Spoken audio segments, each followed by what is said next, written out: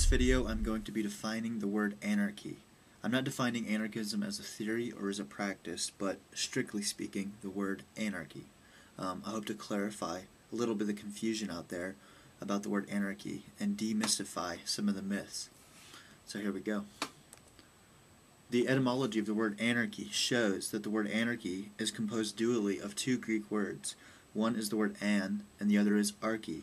In Greek, it's Anarche, and I have the Greek spelling right here for all the scholars out there who want to look it up. I'm not a Greek expert, but I do think I understand the word. An means not, or an absence of, or lack of, and archy is archos, which means authority or ruler. In the specific context in which the word anarchy emerged, it referred to an illegitimate authority, a ruler who is not qualified.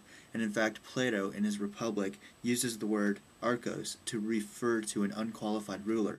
So anarchy, to us, to most anarchists, means without authoritarian, or no ruler. And this is etymologically qualified, as I just show. For Kropotkin, the word anarchy meant contrary to authority. I'm not so comfortable with Kropotkin's definition because it seems to imply a kind of contrarianism, that no matter what is proposed, you're opposed to. Anarchy means opposition to hierarchical authority. This is fundamentally and etymologically what anarchy means. Anarchists are opposed to archos. If you look at the word hierarchy, you can see hierarchy, hierarchos, hierarchos. Anarchists are opposed to hierarchy because they are opposed to archos. Hierarchy can be understood as a collection of various authoritarians, or a vessel through which illegitimate authority moves. So you can think of hierarchy as a kind of structure in which a bunch of illegitimate authorities basically get together in order to have power over other people. Anarchy does not just mean no government. This is the typical myth, or the typical idea or definition in most dictionaries as to what anarchy means.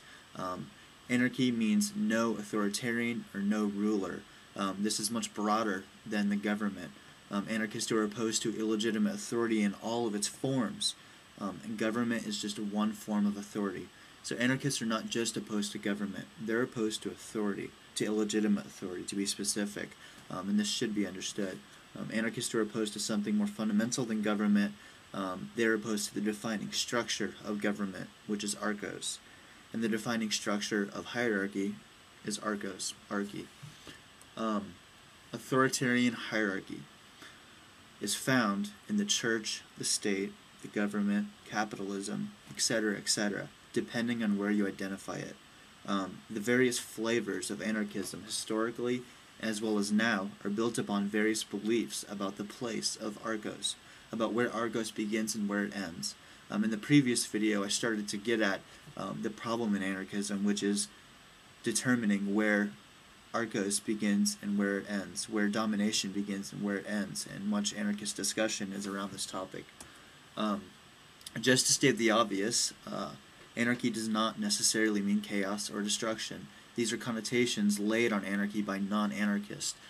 Anarchists, in fact, want a society where individuals are free from violence. The notion of chaos is not synonymous with opposition to authority. Let me say that again. The notion of chaos is not synonymous with opposition to authority. Okay? A different kind of more organic order or rule could take its place. In the previous video, I'd said that anarchy is a negative political philosophy and that it does want to destroy the current political system, but it's also a positive social theory, and that it wants to construct a more organic, defederated, decentralized community wherein people can function freely and can live the meaning of life. So, to me, that's the definition of anarchy. I look forward to comments, and I will revise this video if necessary. Thank you.